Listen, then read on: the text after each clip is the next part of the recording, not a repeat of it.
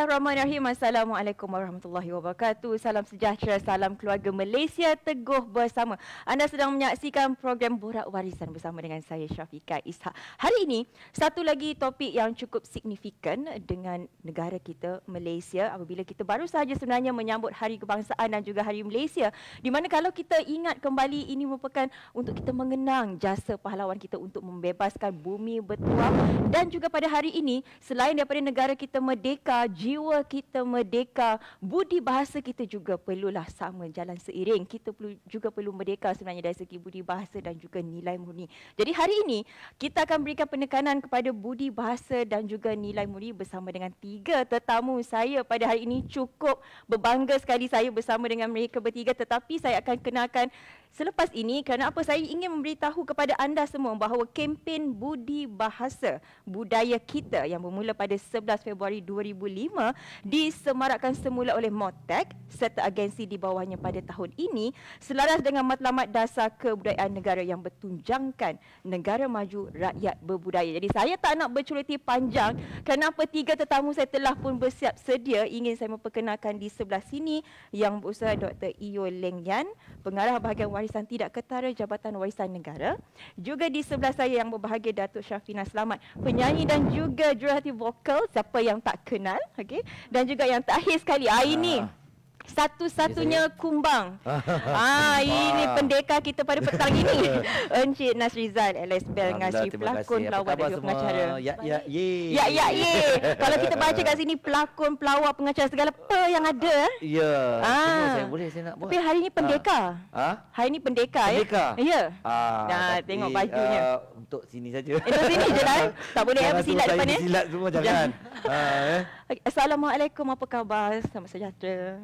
Baik, terima kasih. Sihat Bel? Sihat, alhamdulillah. Datuk, baik. Sihat. Baik, alhamdulillah.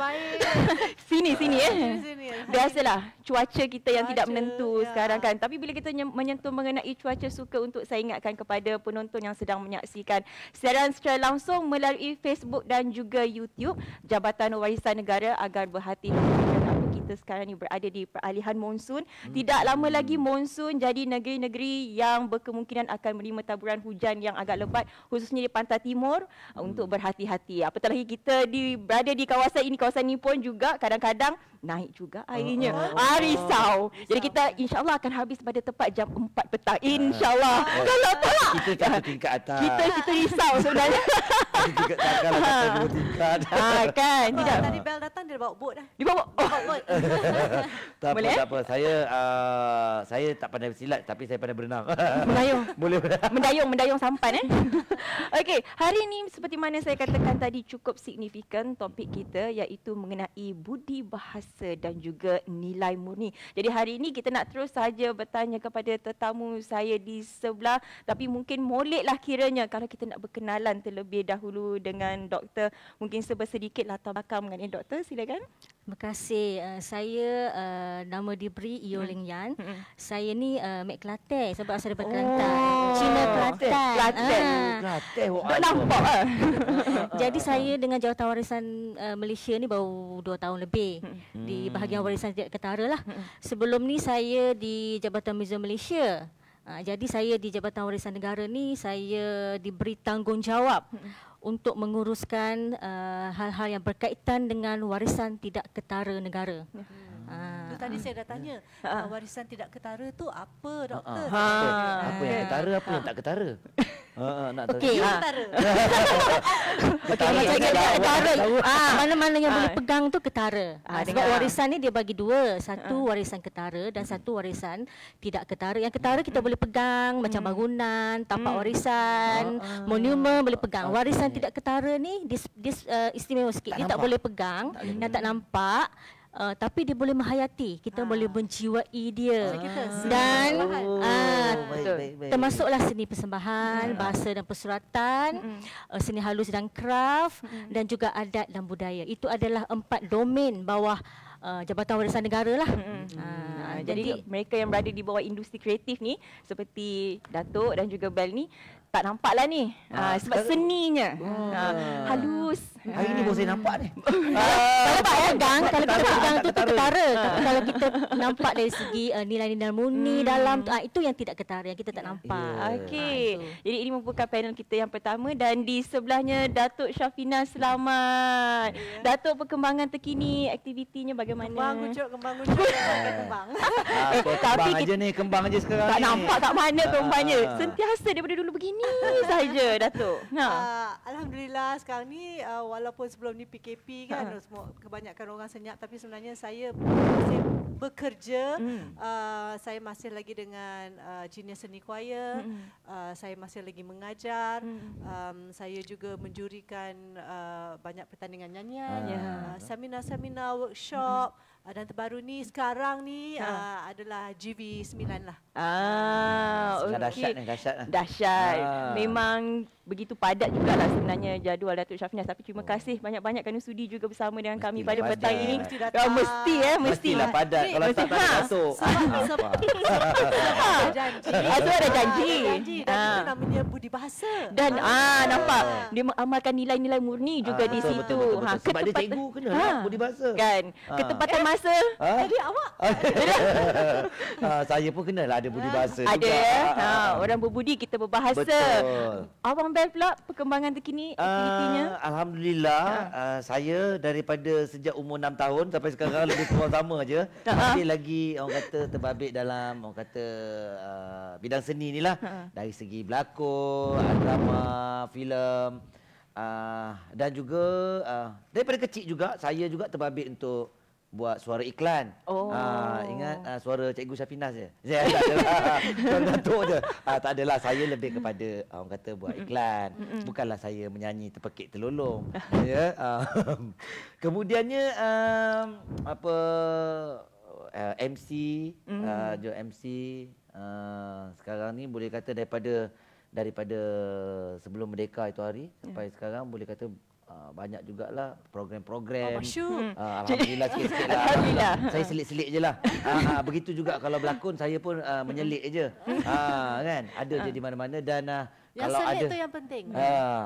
Yang menyelit tu kalau tak ada cerita jadi tak best. Betul. Tapi insya-Allah sebab ramai sangat yang suka sangat cerita tak puasa tu. Cerita tak puasa tu 16 puasa, 17 puasa, 18 puasa, insya-Allah untuk tahun ni atau mungkin tahun depan adalah 19 puasa. Ada sambungannya. InsyaAllah. Okey, kita nantikan nanti ya projek yang terkini tu. Tapi harapnya janganlah tak puasa pula ramai. Kita buat untuk bagi orang berpuasa. Drama tu kita suka sebab dia banyak tagline.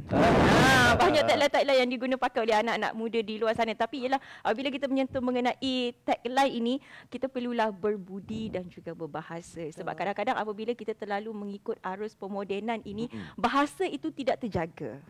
Sebab mungkin kita terlalu terikut-ikutkan budaya luar sehingga ia menjadi satu norma yang baharu kepada kita. Jadi saya ingin bertanya terus kepada doktor. Saya telah pun menyentuh mengenai kempen yang telah pun disemarakkan semula oleh Motek. Mungkin doktor boleh berikan latar belakang mengenai kempen ini. Okey, seperti yang Cik Fikah maklumkan tadilah, sebenarnya kempen budi bahasa dan nilai murni ini dah lama dilancarkan pada tahun 2005 lagi oleh Yang Amat Berhormat Perdana Menteri kelima pada masa itu, Yang Amat Berhormat Tun Abdul Hamid Badawi. Dan sejak itu banyak peruntukan telah diberikan untuk melaksanakan program-program berkaitan dengan kempen budi bahasa ni. Jadi walaupun kita tahu kempen ini masih berterusan, tetapi dia tak nampak semeriah pada awal-awal pelancaran pada tahun 2005 tu. Oleh sebab itu pada mesyuarat pasca kabinet bilangan 2 2022 Menteri Motek, Menteri Pelancongan Seni dan Budaya yang berhormat Datuk Seri Haji Nancy Shukri telah menyarankan agar kempen budi bahasa disemarakkan semula dengan harapan ia dapat digerakkan oleh semua agensi pusat, agensi negeri, kerajaan pusat, kerajaan negeri dan juga swasta, IPTS. Itu adalah saranan daripada Yang Berhormat Menteri Motek sendirilah.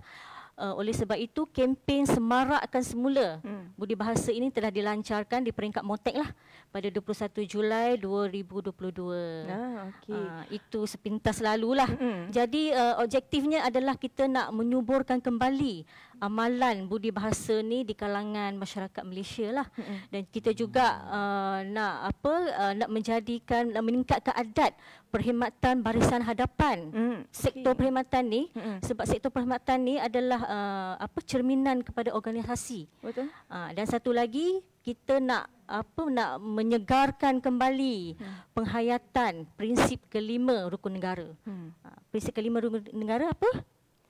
Ya, mereka. Keluhan kesejahteraan kerajaan negara, keluhan perlembagaan, dan undang-undang kesopanan. Kesopanan dan kesusilaan. Itu yang kita nak menggerakkan. Kita ada sediakan hadiah ke hari ini? Baca daripada awal. Terus dia jawab. Itu rasa sedikit untuk semarakkan kempen budi bahasa dan nilai nilai tersebut. Kan? Saya rasa macam ada bicara di sebelah. Okey. Tapi sebelum cikgu pun takut dengan cikgu. Cikgu pun takut. Baru dia tahu macam mana jadi anak murid. Kan? Adakah penyamaan udara ini dibuka sebab macam berpeluh-peluh dah tertamu kita kan. Okey, sebelum kita nak menyelami lebih lanjut mengenai kempen yang disemarakkan semula oleh MOTEK ini, kita nak bertanya kepada Abang Bel terlebih dahulu lah. Kenapa kenapa tak tanya dia? Kita bagi lelaki terlebih dahulu. Sebab segak bergaya di sebelah sana. Gaduh kalah saya ni. Kan. Dari sudut pandang Abang Bel sendiri, budi bahasa dan juga nilai murni itu bagaimana pandangan abang?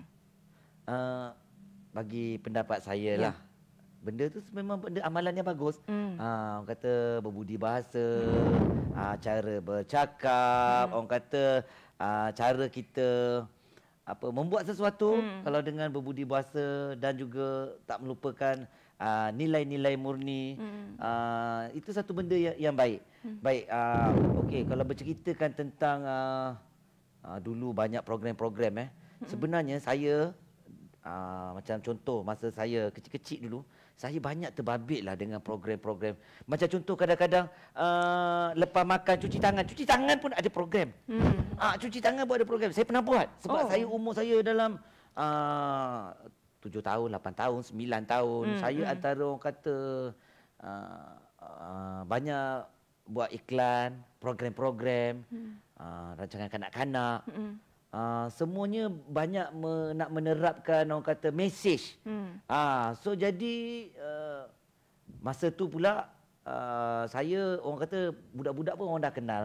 Jadi banyaklah orang kata job-job macam tu. So jadi cuci tangan lah. Kemudian saya ada buat gosok gigi pun ada.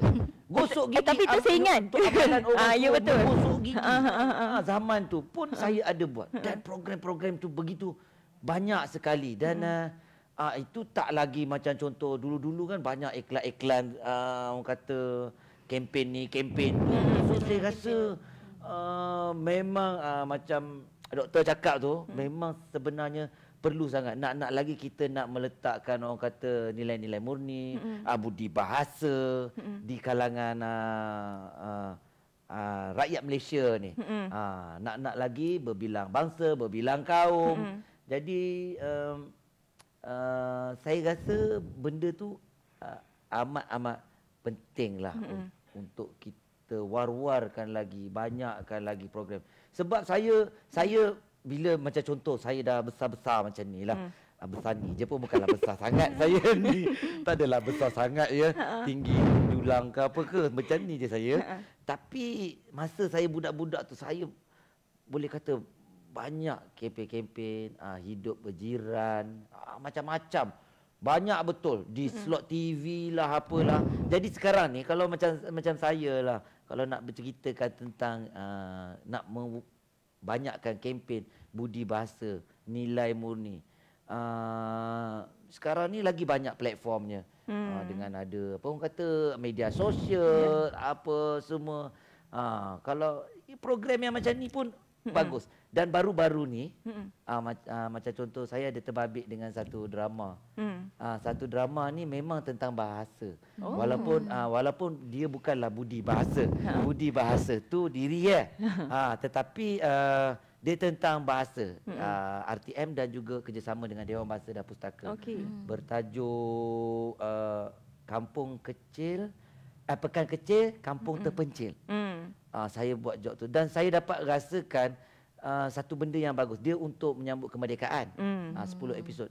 Dan saya rasa cerita-cerita macam tu memang perlu banyakkan. Nak lagi sekarang kalau kita tengok cerita Mak Kilau. Mak Kilau ada satu cerita sejarah.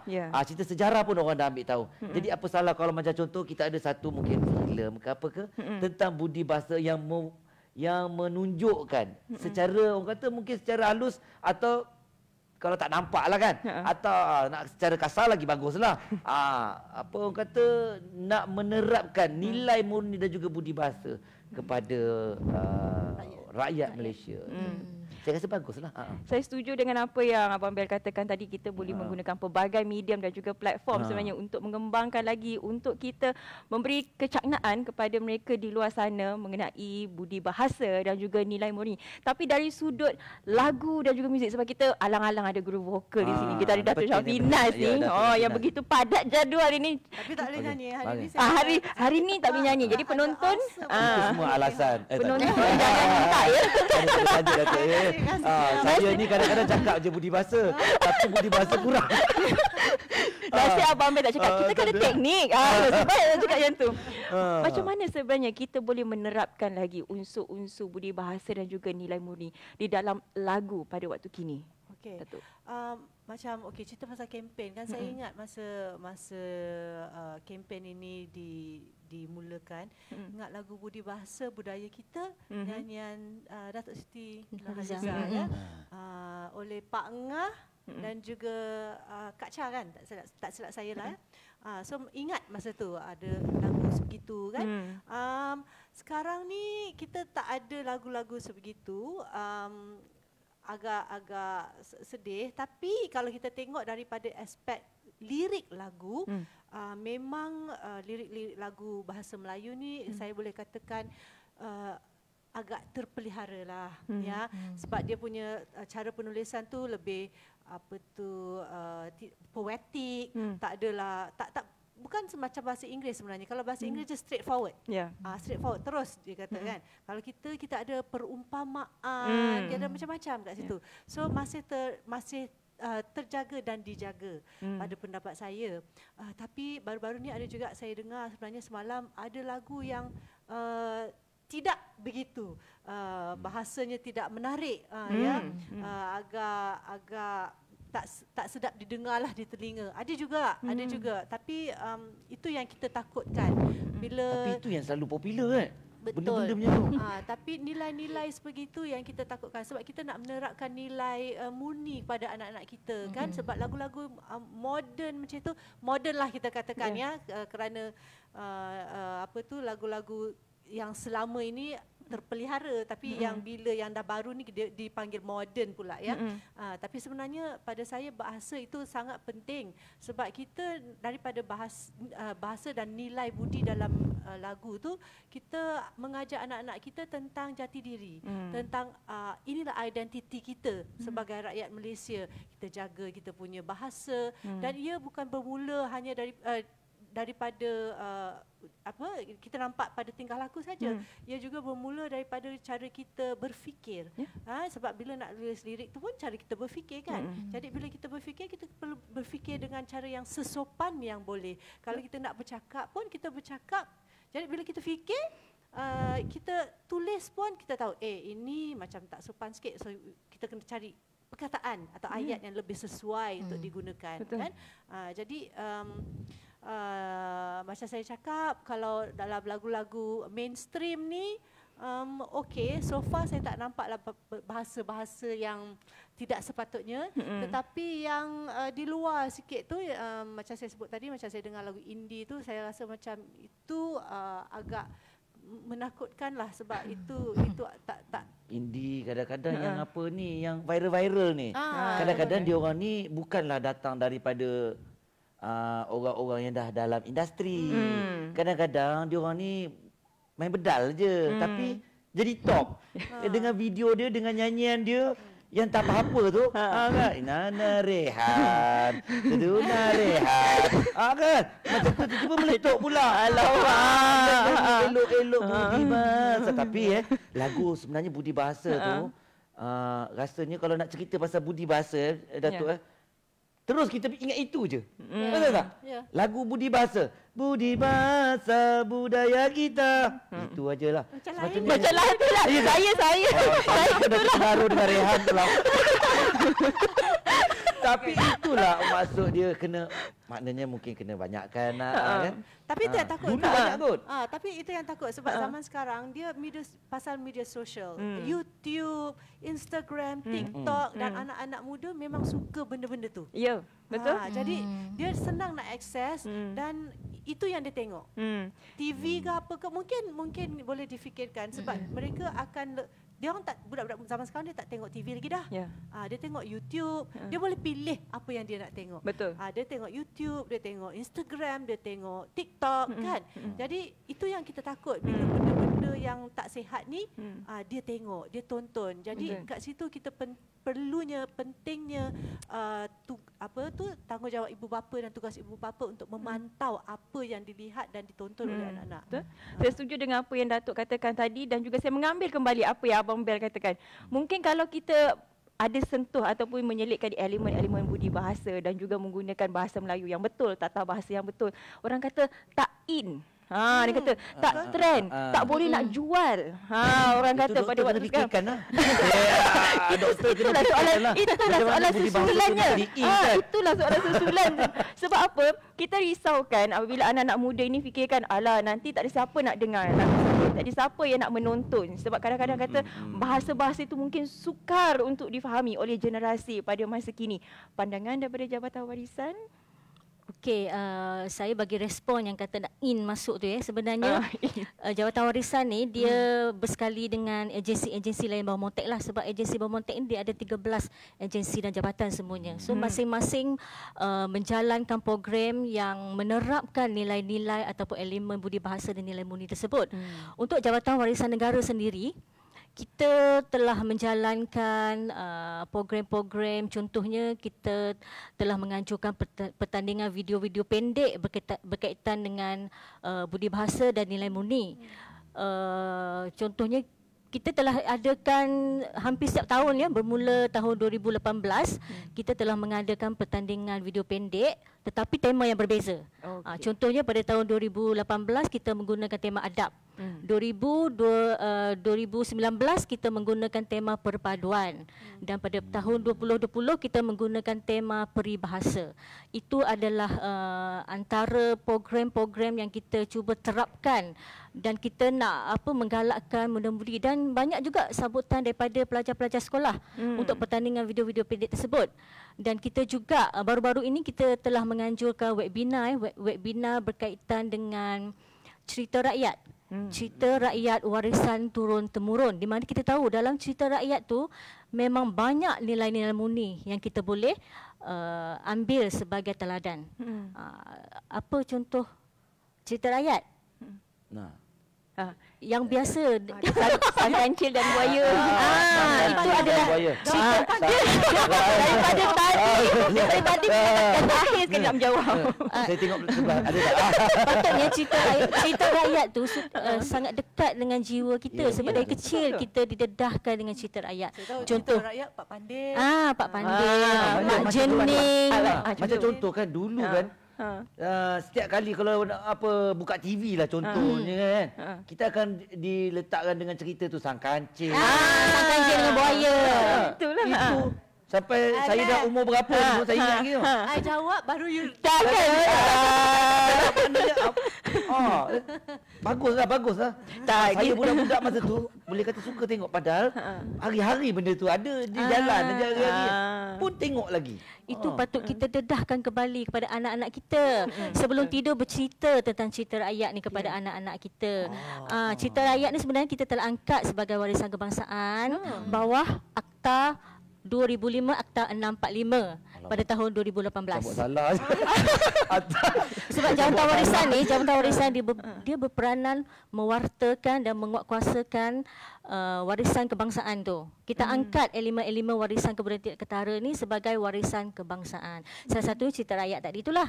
So kita nak menggalakkan orang muda-mudi terutamanya mengenali warisan kita. Ini warisan sebab warisan cerita rakyat ni sebenarnya banyak nilai munding yang kita boleh pelajari. Saya rasa tu interesting kan, sebab kalau kita tengok zaman sekarang, kartun-kartun dari luar lah, misalnya kan, kartun-kartun dia buruk-buruk sebenarnya. Dia merepek tu. Kalau kita tengok kartun-kartun masa zaman-zaman saya kan, kartun comel-comel, cantik. Tapi bila saya bandingkan dengan kartun-kartun zaman sekarang, macam kenapa budak-budak nak tengok kartun macam ni, buruk-buruk rupanya dengan bahasa-bahasa yang digunakan kan. Jadi saya setuju sangat kalau kita buat balik semula cerita-cerita zaman dulu macam cerita-cerita rakyat tu, kita buatkan dia secara animasi yang cantik, dengan bahasa. Okay, actually macam Ika cakap tadi tentang tak in lah kalau cakap macam tu. Saya okay kalau nak menggunakan bahasa-bahasa moden baru yang in, tetapi tak perlulah menggunakan perkataan-perkataan kesat. Kita boleh olahkan dia supaya dia in, tetapi tidaklah kesat ataupun berbau lucah ke. Boleh je kan. Boleh. Jadi saya rasa kepada ibu bapa yang sedang menyaksikan live kita di Facebook dan juga YouTube ni, malam ni dah boleh bercerita kepada anak-anak cerita rakyat. Sebab kalau kita boleh lihat, rata-rata ibu bapa sekarang banyak menggunakan cerita-cerita dongeng daripada luar negara. Jadi ceritalah Sang Kancil dan Buaya tadi. Lagi apa tadi Abang Bel? Pak Pandai. Cerita Pak Pandai. Lagi? nampak tak mata dia? Dia macam mana? Datuk macam tu kan? Cerita Mak Kilau. Boleh lah, boleh. Cerita je lah apa yang korang Kan, cerita pun. jangan monyet, jangan. Kan, itu pun cerita-cerita rakyat juga. Sangat bagus sebenarnya idea yang dikeluarkan oleh Jabatan Warisan Negara. Tapi macam Datuk sendirilah sebagai tenaga pengajar, bagaimana sebenarnya Datuk menerapkan nilai-nilai murni dan juga budi bahasa dengan para pelajar? Okey, saya mengajar junior seni choir, iaitu sekumpulan anak-anak yang mempunyai potensi tinggi dalam bidang nyanyian, cemerlang dalam bidang nyanyian, dan bermula daripada usia 6 tahun hinggalah ke 17. Dan pada pendapat saya lah, melentur buluh tu biar daripada rebungnya kan. Jadi kita kena start daripada kecil. Kalau dengan anak-anak jenis seni choir ni, manners atau budi bahasa itu adalah antara perkara yang sangat penting, yang sangat saya titik beratkan. Bukan hanya untuk melahirkan penyanyi-penyanyi saja atau anak-anak kecil yang suka pada muzik, tapi saya juga nak melahirkan anak-anak muda yang mempunyai budi bahasa dan vision yang tinggi. Jadi kalau saya dengan anak-anak murid tu, pada saya ianya bermula daripada saya dan juga tenaga-tenaga pengajar. Jadi saya panggil cikgu-cikgu lah. Jadi cikgu-cikgu yang perlu menunjukkan bahasa yang tinggi, macam kami akan pastikan anak-anak kami cakap yes, please, thank you, no thank you, yes, English please. Bahasa Inggeris, kalau bahasa Melayu pun samalah, terima kasih. Sebab anak-anak saya mereka suka berbahasa Inggeris. Jadi budak-budak bandar dia cakap, budak-budak bandar je. Jadi kita layan, tak kisah. Pada saya tak kisah cakap bahasa Melayu ke, cakap bahasa Inggeris ke. Kalau saya boleh cakap bahasa Cina, saya cakap, tapi saya tak boleh. Jadi pada saya yang penting berbudi bahasa. Manners is very important. Kan, dan kita pastikan bila dia bercakap dengan cikgu macam mana, dia bercakap dengan kawan macam mana, tak ada menjerit-jerit, tak ada dengan kawan-kawan. Kadang-kadang kita tengok budak-budak zaman sekarang suka aku engkau. Aku engkau. Tak ada. Di dalam junior seni choir saya, kalau dengar, saya tengah pusing. Budak terus tak bercakap aku engkau lagi dah. Dia terus sebab saya dididik dari kecil untuk tidak beraku engkau. Sama ada di dalam family atau sesama kawan, apatah lagi dengan cikgu-cikgu dan orang tua. Dan pada pendapat saya, kalau cakap aku engkau tu mungkin ada orang kata tapi rapat. Tapi pada pemikiran saya, kalau saya bercakap dengan orang yang lebih tua daripada saya tidak akan. Orang yang beraku engkau, kalau dia cakap orang tua pun dia terus saya. Terus dia akan cakap saya. Pak cik, mak cik. So jadi pada saya, perkataan itu saya dan awak dan itu semua adalah lebih lebih manis didengar dan menunjukkan perasaan hormat. Betul. Indahnya bahasa Melayu sebab kita ada banyak kata ganti diri. Tak semestinya engkau, aku. Macam tadi Datuk katakan awak, saya, adalah takkan nak panggil sayang. Sayang pun boleh. Sayang pun boleh lagi. Alah, hai. Kalau kecil-kecil Masih. boleh. Terima kasih. Kalau dah terikat. Pakcik, abang, banyak. Okey, daripada seorang penyanyi, pelakon, tadi kita dah berbicara mengenai kerjaya masing-masing, kejayaan masing-masing. Kita nak beralih sedikit kepada sebagai seorang bapa yang telah mempunyai 3 cahaya mata. Saya. Alhamdulillah 3. Anak-anak saya dah besar dah. Dah besar-besar. Yang paling besar 14, 13, yang last 7 tahun. Jadi saya rasa tak perlu kot nak baca buku. Saya baca apa? Baca Tak cerita perlu. kat masa tak tidur. 7 tahun boleh. 7 tahun. 7 tahun boleh. Takut dia tak nak dengar lah cerita. Dia tak nak tengok cerita. Itulah tugas bapak ni kena Betul buat kan? interesting. Ya. Sebab itulah saya nak bertanya kepada Abang Bel ni. Sebab saya merasakan Abang Bel dah makan garam daripada yang lain-lain. Saya belum. Saya tak tahu lagi. Tapi mungkin Abang Bel boleh memberitahu kepada penonton di luar sana. Seperti mana Datuk katakan tadi, melentur buluh biarlah daripada rebungnya. Jadi kalau bercakap ataupun bicara mengenai budi bahasa dan juga nilai-nilai murni ni, anak-anak ini akan melihat ibu bapa terlebih dahulu. Sebab itu yang ada di rumah, itu yang ada di hadapan mata mereka. Jadi bagaimana ibu bapa boleh memainkan peranan mereka dalam konteks ini? Okey. Sebenarnya kalau yang bab ini saya tak berapa pandai sangat nak jawab.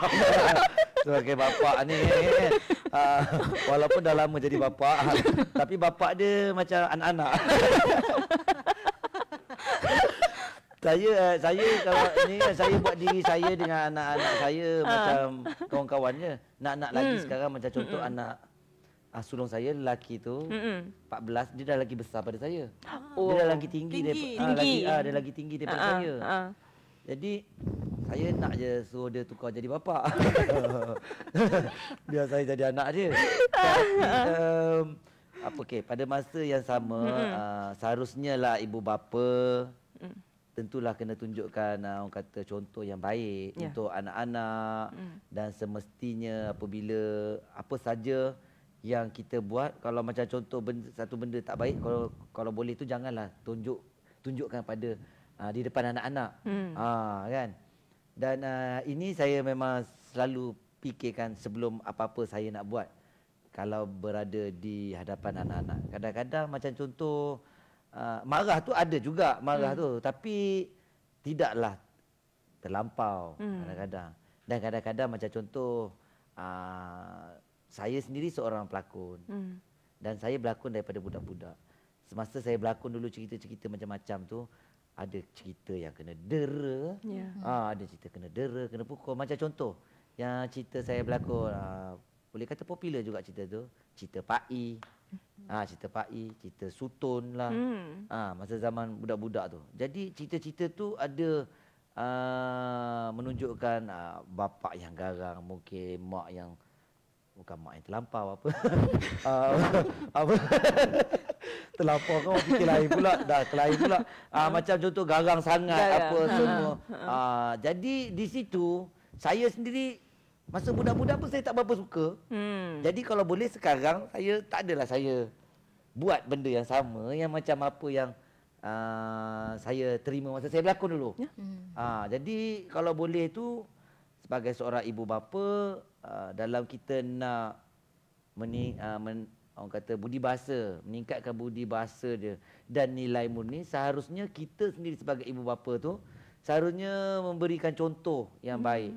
Macam contoh cikgu cakap tadi, saya, awak dari segi bercakap. Kadang-kadang di dalam media sosial dia kita tengok ada yang cakap akulah, engkau lah. Lagi cakap merepek tu lagi dia tengok. Kartun yang buruk-buruk tu anak saya suka sangat tu. Sebab kartun-kartun yang buruk-buruk yang merepek itu yang kelakar. Benda yang kelakar ni budak-budak suka. Jadi macam mana? Jadi macam contoh saya akan cakap kata kartun ni tak baik nak ditengok apa semua. Kalau boleh jangan ditengok. Dan kalau macam contoh dia bercakap dengan kawan-kawan dia aku engkau.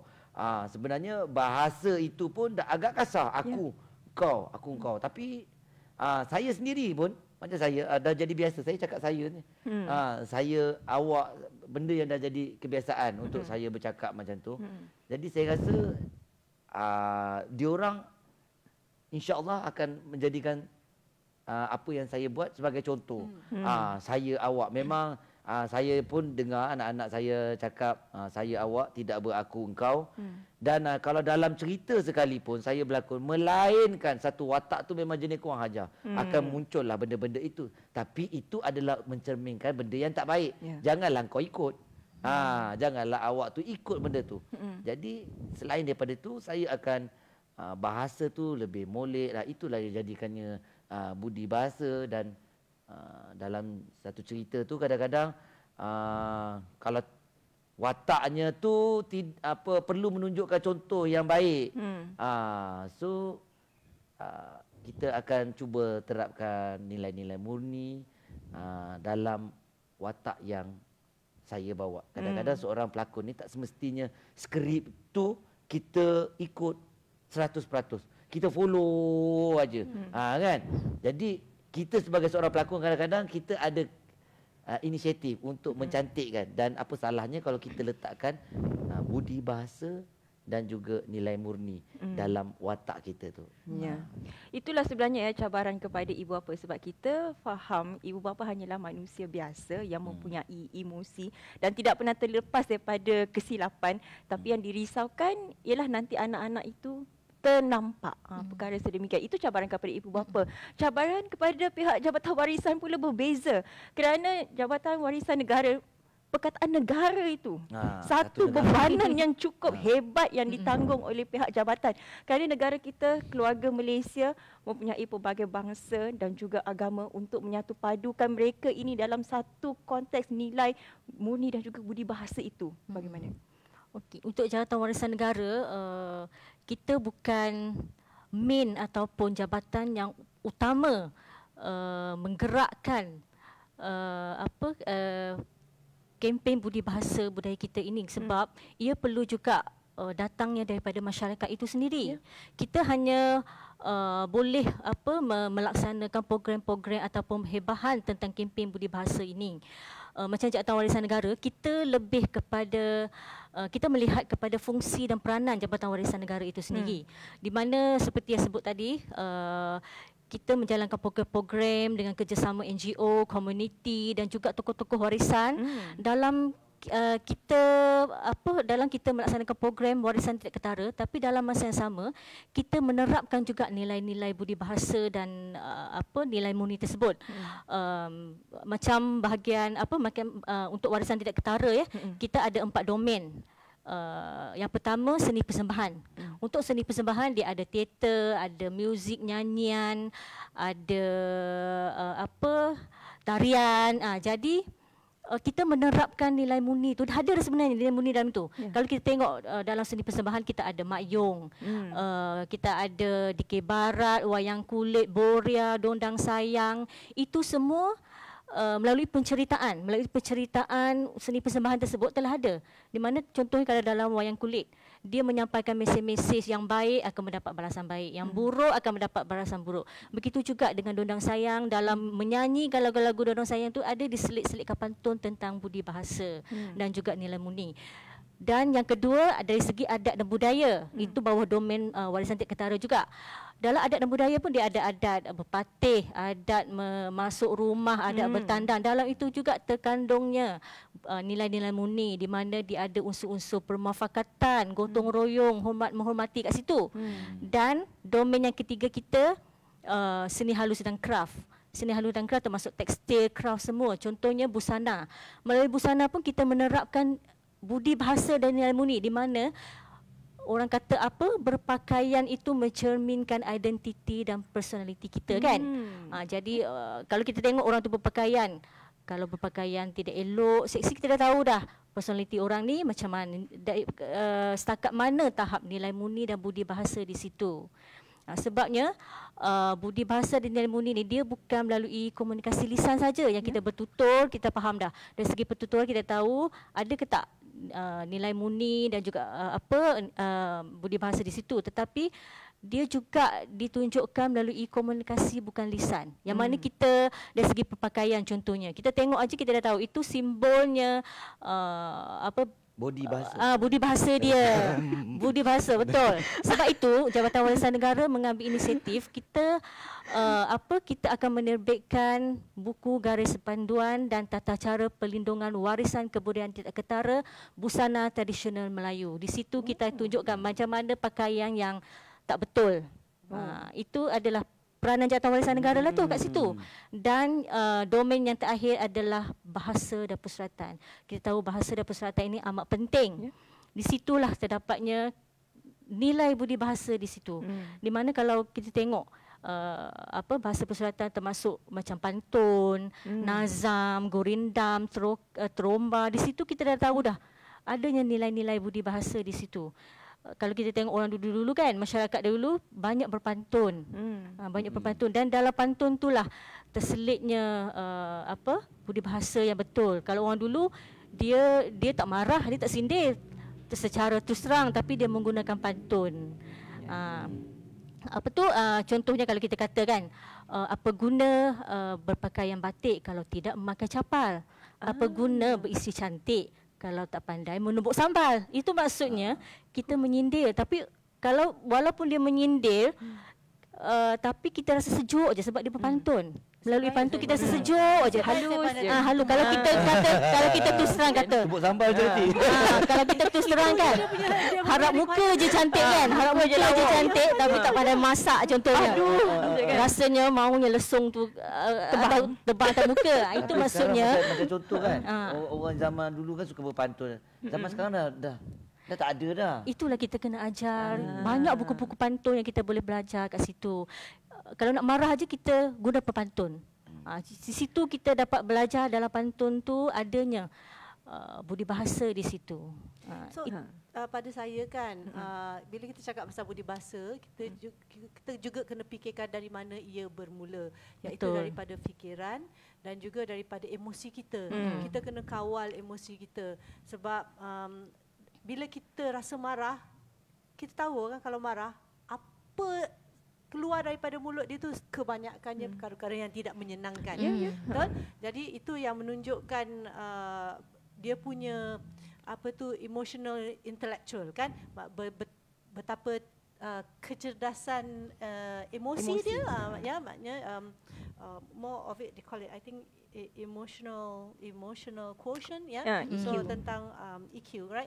So betapa you can control, you punya boleh control atau mengawal perasaan marah you, dan daripada situ kita tahu dia ni cerdas emosi ataupun tidak kan.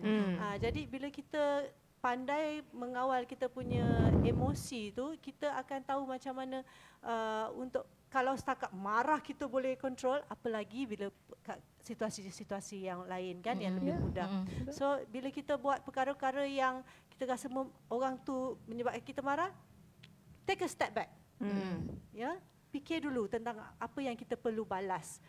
Jadi nak marah pun ada cara-caranya. Macam saya sendiri, saya cuba macam sikit masa duduk di Bukan kursi terkenal juri. dengan garang. Garang? Garang lain. Garang pada bertempat. pendapat saya, garang itu saya perlu, saya bukan garang, saya strict. Strict. Tu dia garang. Tegas.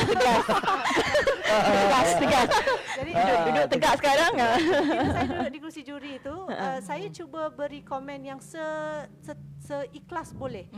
Yang paling terus terang, tapi saya cuba pastikan ianya disampaikan sebaik yang boleh. Supaya saya tidak to hurt the feeling of orang yang mendengarnya kan. Betul. Dan saya cuba untuk memberikan kritikan-kritikan yang konstruktif, membina, kritikan membina, bukan hanya mengkritik, tapi memberi mereka solution dan juga memberikan mereka perkara untuk difikirkan. Adakah benar apa yang dia cakap ni mungkin boleh diguna pakai untuk persembahan seterusnya. Jadi pada saya ianya bermula daripada kita, dan bila kita nak cakap tu pun kita kena fikirkan tentang intonasi. Intonasi kita kadang-kadang benda tu mungkin sebab tu kadang-kadang bila kita baca teks kan, WhatsApp zaman sekarang kan WhatsApp. WhatsApp tu kadang apa dia ni cakap macam marah aje. Tapi sebenarnya orang tu cakap elok je. Jadi intonasi tu penting. Ada jadi. Tu untuk menunjukkan kita hormat atau tidak dengan seseorang itu. Bukan mudah juga ya. Intonasi pun kita kena belajar juga sebab kan kalau WhatsApp kan kita baca. Lain kalau kita cakap terus kan. Jadi dia tahu intonasi tu intonasi naik turun. Marah ke ni? Saya pernah jadi benda tu. Itu. Lagipun nak dia marah ke? macam mana jangan pakai huruf besar kan. Janganlah exclamation mark tanda seru banyak. Saya selalu bagi benda tu. Alamak. Saya cakap kalau banyak tu marahlah. Marah ke Bel? Lebih. Okey, saya nak kongsikan di sini di mana Malaysia tersenarai sebagai kedudukan ke-18 negara paling aman di dunia. Berdasarkan Indeks Keamanan Global 2022. Jadi indeks ini sebenarnya mengukur daripada pelbagai sudut keamanan itu dari segi ekonomi, dari segi pelaburan, daripada segi keselamatan, juga dari segi budi bahasa, kesopanan dan kesusilaan kita. Jadi kita sebenarnya perlu berbangga daripada kepada pelaku Malaysia. Tapi 18. Malaysia memang terkenal lah dengan alhamdulillah lah. Saya rasa budi bahasa ni dan nilai murni ni alhamdulillah lah Malaysia ni. Kalau tak adalah ramai nak datang sini. Tak adalah ramai datang sini Jadi itulah dia jati diri kita kan. Betul. Identiti kita Malaysia menunjukkan orang-orang yang hormat menghormati. Betul. Dan dekat situlah sebab saya rasa ramai orang luar melihat kita sebagai satu negara yang aman, tapi dalam negara kita ada ramai bangsa dan agama yang majmuk dan kita masih boleh hidup dengan aman, damai dan kita hormat menghormati dan ia bermula daripada budi bahasa. Jadi budi bahasa tu bukan hanya cara kita bercakap tapi cara kita berfikir, cara kita berkelakuan antara satu sama lain kan. Jadi itu yang menunjukkan betapa kita ni hormat salah setiap bangsa dan faham agama masing-masing. Kita kalau kita tak faham pun kita cuba memahami. Betul. Itulah bila kita bercakap mengenai keluarga Malaysia, keterangkuman, kebersamaan, kesyukuran. Saya setuju dengan Datuk katakan tadi, kita ada pelbagai bangsa, agama, berbilang-bilang kaum ini. Bagi pandangan Bel sendiri. Bel jangan cemas sangat. Kita bukannya ada perpisahan kat sini. Saya macam sebesalah nak tanya soalan lagi. Saya air ada. Daripada tadi duduk je ni tak ada orang minum. Air disediakan. Ada Datuk main minum tu. Yang ini jangan, yang ni. Saya rasa bersalah sebagai pengacara di sini. Adakah saya membuat kesalahan? Baik, okey. Sebab belum campur Sabah dan Sarawak banyak dia punya kaum di sana. Tapi untuk memastikan bahawa generasi sekarang ini memahami dan juga boleh mengamalkan dan juga menghayati, tidak merendah-rendahkan kaum-kaum yang lain tu, mungkin ada cadangan yang boleh diberikan kepada pihak kerajaan. Bagaimana Bel? Kena minum. Wah, dahsyat sangat ni bagi cadangan. Saya pun tak berapa pandai. Saya ni biasa-biasa je, kan. Dalam ikon tak puasa. Nak mengajar pula. Pengacara pula yang bersalah kat sini. Bagi saya lah, macam contoh saya terbabit dalam orang kata dalam bidang lakonan, apa orang kata drama, filem. Dan saya pernah melalui satu zaman di mana begitu banyak sekali apa orang kata program-program tentang budi bahasa, nilai murni yang begitu banyak sekali. Dan alhamdulillah saya rasa Malaysia ni pun masih aman dalam generasi saya. Alhamdulillah. So jadi mungkin adalah orang kata dipupuk daripada apa yang sebelum-sebelum ni zaman-zaman terdahulu semua elok. Tapi saya tak tahu apa akan terjadi untuk generasi yang akan datang. Ada juga yang merisaukan saya juga dengan adanya orang kata media sosial lah, TikTok lah. Kan saya tanya soalan dekat budak-budak ke, apa cerita pasal budi bahasa, dah tak tahu nak jawab pula. Kan cerita pasal TikTok ke apa, dia tahu pula. Jadi bagi saya macam contoh ada sekarang ni kalau kita tengok orang mungkin satu benda sebab orang dah lama duduk kat rumah. Kemudian bila dapat keluar orang pun semua pergi menonton filem. Jadilah Mak Kilau tu tak pasal-pasal sampai orang kata lebih kutipannya melampau-lampau 90 ke 100 juta. Kan? Dan apa yang lagi orang kata mengejutkan, cerita sejarah. Yang sebelum-sebelum ini kalau kita ikutkan cerita sejarah ni siapa yang tengok? Siapa nak tengok? Kita nak buat pun, produser-produser yang ada pun takut nak buat cerita macam Mak Kilau tu. Jadi tiba-tiba cerita itulah yang meletup dan orang akan ingat sampai bila-bila. Kutipan dia pun paling tinggi. Semua-semua orang pergi tengok. Dan ia berkenaan dengan sejarah. Dan saya, bagi pendapat saya, tak salah kalau kita mencari satu konsep drama atau filem yang menerapkan budi bahasa dan juga nilai murni ni. Untuk kita komersialkan, jadikan satu benda untuk ditonton. Dan orang pula mungkin meletup. Boleh pergi tengok, dapat kutipan macam tu juga. 90, 100 juta ke apa ke kan. Benda-benda yang macam tu. Saya nak sangat. Sejarah dah terbukti dah. Cerita sejarah orang nak tengok dan sekarang berlambat-lambat orang buat cerita Mahsuri lah saya dengar.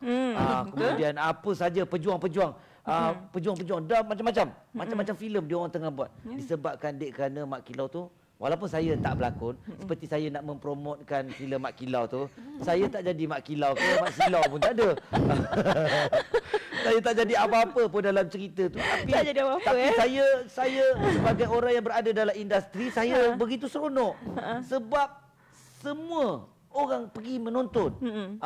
Semua rakyat Malaysia pergi menonton. Ini yang kita nak. Dan saya nak juga satu cerita yang mungkin akan datang berkenaan dengan budi bahasa dan juga nilai murni yang semua-semua orang pergi tengok. Dan saya percayalah cerita yang letakkan budi bahasa, nilai murni ni, insya-Allah dia boleh pergi lebih kurang sama dengan filem-filem ataupun drama-drama sejarah. Adakah ini ditujukan kepada mana-mana penerbit untuk mengambil ke macam mana? Dia macam saya tak kisah siapa-siapa. Macam promosi sekali ya. Saya tak kisah siapa-siapa saja kan. Saya ni, dan kalau contoh saya baru ni saya boleh cerita yang saya berlakon cerita kampung rumah pekan kecil kampung terpencil. Saya berlakon cerita tu tentang bahasa, tentang bahasa. Dan masa tu saya ada satu orang kata job lain yang lebih dahsyat lagi. Ya. Untuk saya berlakon. Tapi saya pilih benda tu sebab saya dapat rasakan kadang-kadang kita sebagai seorang pelakon ke apa ke, tak semestinya kita job based pada payment. Ataupun fikirkan tentang awak nak popular saja. Tetapi kadang-kadang awak ada inisiatif sebagai seorang artis, seorang penggiat seni, seorang pelakon atau apa saja untuk ada satu benda yang baik untuk diberikan kepada orang. Antaranya budi bahasa dan nilai murni ni. Macam contoh bila Datuk tadi cakap Siti Nurhaliza ada lagu tentang budi bahasa budaya kita tu. Kan? Walaupun dia lagu-lagu dia banyak macam-macam jenis. Macam-macam jenis dia ada nyanyi lagu gini, nyanyi lagu itu, tapi ada juga inisiatif dia untuk ni. Itu satu benda yang baik dan semoga menjadi contoh kepada yang baru-baru, tak kira budak-budak influencer ke, budak yang apa ni nak jadi penyanyi, nak jadi pelakon, nak jadi apa saja, pada masa yang sama awak mungkin ada satu benda atau satu ni untuk orang kata buat satu benda yang mungkin benda baik. Antaranya tanggungjawab. Tanggungjawab. Jangan orang merepek je sampai kesudah merepek. Makin lama makin merepek. Makin teruk pula. Macam-macam lah kita tengok artis-artis ni. Contohilah Abang Ben. Banyak contoh. Makin lama makin teruk pula. Orang patutnya makin lagi tua, makin lagi elok. Ini tidak, makin ni. Dia pula berlebih daripada yang orang yang tak tahu pasal bidang seni baru nak masuk. Boleh dibentuk. Ini engkau dah lama jadi artis, lepas tu kau buat benda-benda yang merepek-repek. Malas saya nak cakap lah kan. Tapi dah mungkin kalau apa yang saya cakap ini, moga-moga siapa sajalah yang tengok kan.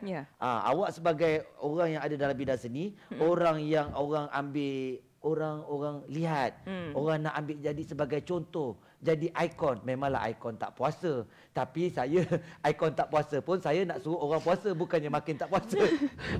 Jadi kalau boleh tu satu benda yang baik demi untuk orang contoh, nak lagi generasi-generasi yang akan datang. Ya, betul. Saya setuju dengan kata-kata semangat daripada... Saya minum lagi boleh? Minum. Saya haus pula, banyak cakap pula tiba-tiba. Saya tertarik sebenarnya dengan latar belakang doktor ni. Kalau saya boleh bacakan di sini, di antara bidang kepakaran doktor ialah hubungan antara budaya, komunikasi antara budaya dan juga asimilasi budaya. Abang Bel, asimilasi? Apakah maksud asimilasi? Dia lebih kurang nasi ke apa? Nak kena sekolahkan ni doktor ni kita. Abang Bel. Saya tahu itu adalah satu bahasa asimilasi. Saya sekolah dulu. Ada tapi saya dah lupa. Tak apa bang, tak apalah. Okey. Macam ni, bukan apa, bila kita melihat kepada latar belakang doktor ni, kita boleh melihat bahawa kebanyakan di belakangnya semuanya mengenai budaya. Jadi apa di antara budaya, kita nak belajar sikit lah daripada tadi kita berceritakan, kita nak tahu fakta sikit. Budaya di negara kita ini yang mungkin telah pun dilupakan, yang perlu kita ingat kembali dan kita semarakkan semula. Kalau untuk budaya, bercakap tentang warisan tadi tu satu warisan ketara, satu lagi warisan tidak ketara ataupun warisan kebudayaan tidak ketara. Yang warisan kebudayaan tidak ketara ni yang kita perlu terapkan, sebab ia adalah warisan yang diperturunkan daripada satu generasi kepada satu generasi. Yang ketara tu dia kekal kat situ je. Kalau monumen kat situ, kalau dia rosak, kita baiki dia. Tapi kalau warisan tidak ketara ni, kalau tak ada pewaris dia akan hilang. Macam budi bahasa ni juga, sebenarnya budi bahasa nilai muni ni adalah warisan kita. Kalau kita tengok dulu kan, kalau lahir saja bayi tu, ayah dah berbisik kat telinga anak supaya jadi anak yang apa? Anak yang soleh ke, solehah ke. Itu dari segi Islam lah. Dari segi budaya Cina pun sama juga. Saya percaya budaya-budaya lain pun sama juga. Mereka nak generasi mereka ni, anak-anak mereka ni mewarisi nilai muni dan budi bahasa tersebut. Sebab kalau kita tengok macam sekarang ni, kita tak kata semua, segelintir ada lagi. Kita tengok selepas pelancaran kempen budi bahasa pada tahun 2005 kan, sejauh mana keberkesanan dia kalau kita tengok kan. Itulah kita kira itu cabaran kita sebenarnya, nak mengekalkan warisan ataupun budi bahasa nilai muni tersebut. Sebab itulah kita kena adanya budaya tegur menegur di kalangan masyarakat seling kita. Kalau kita tengok orang buang sampah merata, kita tegur. Kalau kita tengok orang tu cakap menjerit-jerit ataupun maki hamun, kita tegur. Kita kena tanamkan nilai-nilai tegur menegur untuk menunjukkan keprihatinan kita kepada masyarakat sekeliling kita. Kita menegur ke arah kebaikan tak salah. Sebab sekurang-kurangnya kita telah menjalankan tanggungjawab kita sebagai warga negara Malaysia, menegur itu ke arah kebaikan supaya generasi muda itu tahu bahawa mereka buat silap dan mereka perlu memperbaiki. Itu boleh saya ganggu Dr. cakap. Masalah yang saya nampak, masalah kita zaman sekarang ni, bila dikata tegur menegur tu, dia orang selalu fikir cakap sharing is caring, ataupun tegur menegur tu kita sama Islam kena tegur menegur. Tetapi bila kita tengok cara penulisan dia, sebab sekarang kalau saya bercerita tentang media sosial, cara penulisan dia menegur tu sangat kasar, dan dia cuba untuk menyuruh orang yang ditegur untuk melakukan perkara yang baik, tetapi dia tidak menilai diri dia sendiri semasa dia menegur cara orang tegur itu. tu, cara teguran dia, bahasa yang digunakan. Dan ni saya dapat lihat berleluasa di mana-mana, di Instagram ke, di komen-komen dalam blog-blog ke, ataupun di surat khabar zaman sekarang digital. So semua ada komen-komen yang pada saya tak memuaskan hatilah dia punya bahasa yang digunakan.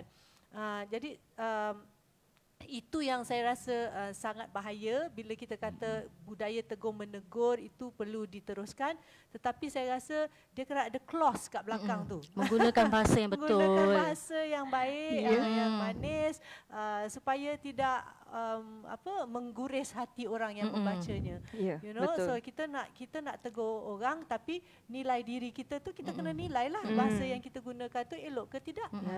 Kalau kita menunjukkan contoh yang tidak baik melalui cara pertuturan kita atau penulisan kita, macam mana kita nak suruh orang yang ditegur itu menerimanya dengan baik? Kan? Itulah bila kita bercakap mengenai tegur menegur tadi tu, tegur boleh tapi jangan sehingga mengaibkan seseorang itu. Sebab itu yang kita boleh lihat pada waktu kini, cara dan juga komunikasi itu tidak berkesan sebenarnya. Jangan mengaibkan, jangan mengguriskan hati orang tu. Ingat, kalau kita berdosa dengan Tuhan, kita boleh minta maaf dengan Tuhan. Kalau kita berdosa sesama manusia, selagi orang tu tak maafkan kita, jawab. Betul. Sendiri jawab, you know. Betul. Itu bermula daripada kita punya bahasa lah, kita cara kita bercakap, cara kita. So jadi sekarang ni budi bahasa tu bukan hanya cara kita bertutur atau bercakap, tapi juga menulis. Cara kita menulis. Sebab zaman sekarang semua tentang penulisan kan. Sebab senangnya, yang mudahnya semua menulis. Dan masalah paling besar saya nampak ialah bila dia menulis tu, dia tulis suka hati dia sebab dia anonymous. Tak ada siapa tahu siapa yang menulis itu. Dan dia buat akaun-akaun yang Fake account. palsu. Jadi dia beranilah. Nampak guru tu, peti tu nampak. Itu tanda-tanda tu. Dan itu yang pada saya sedih. Sebab ianya semakin berleluasa sekarang ni. Kita kembangkan sikit skop yang Datuk katakan tadi. Sebab kita berbesar hati hari ini ada 2 senior lah. Saya boleh katakan super senior. Dua-dua dah super senior. Satu dalam bidang pelakon, satu dalam bidang penyanyi. Bukan apa? Tak nak. Okeylah. Super junior lah. Super junior. Bukan apa. Sebab bila kita bercakap mengenai budi bahasa dan juga nilai murni, selalunya yang menjadi mangsa ialah anak-anak seni. Kerana mereka ini yang selalu menerima tomahan, kutukan, kritikan dan segala-galanya lah yang perlu dihadap oleh anak seni ini. Kita nak mengajar netizen di luar sana itu mungkin agak sukar. Tapi bagaimana sebenarnya sebagai seorang senior dan juga super junior, mungkin boleh berikan nasihat kepada anak-anak seni yang baru di luar sana, bagaimana sebenarnya budi bahasa dan juga nilai murni. Sebab kita risau bila ada artis-artis baru ni, dia pun sama naik sekali. Bila orang cakap, dia pun jawab. Dia cakap je sampai ke sudah tak ada ni. Tak selesai. Abang Bel. Bagaimana sebenarnya anak-anak lagi junior. Macam mana sebenarnya cara yang terbaik untuk anak-anak seni dalam industri kreatif ni lah untuk menghadapi situasi ini? Sebab kita tak nak lah nanti orang kata anak-anak industri seni ni kurang berbudi bahasa sama seperti yang lain. Kalau tanya saya lah, tak apa. Tak apa. Silakan cikgu lagi bagus. Sila cikgu, sila. Sebab nama bapak saya Selamat. Dia pun cikgu. Pada pendapat saya lah, budi bahasa ni bermula dengan kita. Ya, diri kita sendiri. Jadi jangan melatah. Macam saya cakap tadi, take a step back. Orang kita tak boleh kontrol orang. Tapi kita boleh kontrol diri kita. Ya. Jadi bila kita kontrol diri kita, kita kontrol emosi kita dan kita kadang-kadang kita tak perlu balas pun apa yang dia cakap tu. You know, bila kita diam, kadang-kadang itu lebih baik. Melainkan ianya sampai tahap yang tidak sepatutnya lah, yang melampau kan, yang boleh mengaibkan keluarga misalnya. Ya, jadi saya rasa kita perlu jadi profesional. Cara kita melayan tomahan-tomahan sebegitu ialah dengan pergi kepada saluran yang betul. Ya, misalnya sekiranya ia terlalu melampau, kalau perlu disaman, saman saja. Tak payah cakap lebih. Tak payah cakap banyak-banyak. Dengar. Tapi sebenarnya bila kita ni dah jadi orang kata artis, bila jadi perhatian orang, semestinya kita kena tahu yang kita akan menjadi perhatian. Kita akan jadi perhatian dan akan keluarlah macam-macam komen. Sebab ada macam-macam perangai orang dalam Malaysia, mungkin dalam dunia pun, kan? Macam-macam perangai manusia ni. So jadi awak dah tahu. Kalau awak tak boleh nak terima semua benda ni, awak tak perlu apa orang kata menonjolkan diri, tak payah jadi artis. Kan? Oh, saya tak setuju. Saya tak setuju. Okey. Tak payah, sebab bagi pendapat saya, okey, bagi pendapat saya, awak bila awak dah jadi artis pun, sememangnya awak akan ada follower, ada orang yang akan komen-komen macam-macam. Sudah semestinya bagi pendapat saya, kalau macam contoh orang komen yang lebih-lebih, kalau rasa macam awak kena sabarlah. Makna sebagai seorang artis, awak kena relax, tenang. Jangan tunjukkan yang awak pun sama-sama naik, sama nak melawan. Awak pula yang lebih kurang pemikiran sama dengan netizen-netizen yang ada tu. Izin lalu. Dia akan jadi kurangnya nilai murni, kurangnya budi bahasanya budak itu. So jadi untuk menyenangkan kita juga sebagai seorang ibu bapa, untuk kita nak jadikan anak-anak kita ni berbudi bahasa, nilai murni, seharusnya kita ni kena mulakan dulu. Kena mulakan dululah. Dan macam okey, itu dari segi keluarga lah. Lepas tu kalau daripada cerita-cerita, kalau ikutkan ada drama-drama, mungkin filem-filem saya yang saya berlakon tu, insya-Allah dalam cerita tu sendiri pun ada orang kata mesej-mesej. Mesej-mesej yang baik-baik. Kalau macam contoh, apa saja, walaupun cerita tu cerita pasal orang tak puasa apa semua, tapi sebenarnya apa yang saya dan arwah Mamat Khalid arwah Mamat Khalid, dia menceritakan kepada saya, apa yang dia buat ni adalah supaya orang pentingnya puasa ni di bulan Ramadan. Ya, sebab dia tahu ramai orang yang dekat luar sana mengambil remeh, dia tak ambil hal sangat. Alah, dia kata puasa-puasa